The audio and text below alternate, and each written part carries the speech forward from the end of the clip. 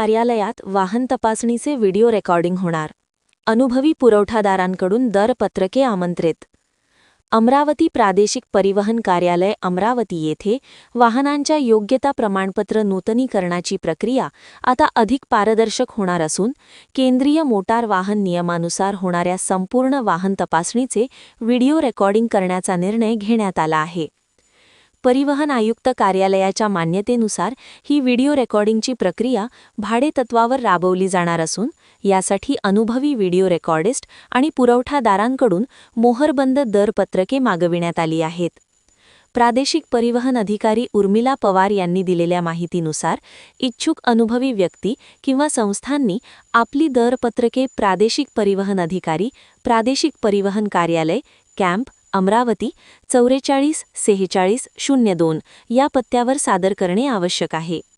दरपत्रके सादर करण्याची अंतिम मुदत 29 डिसेंबर 2025 रोजी दुपारी 4 वाजेपर्यंत निश्चित करण्यात आली आहे.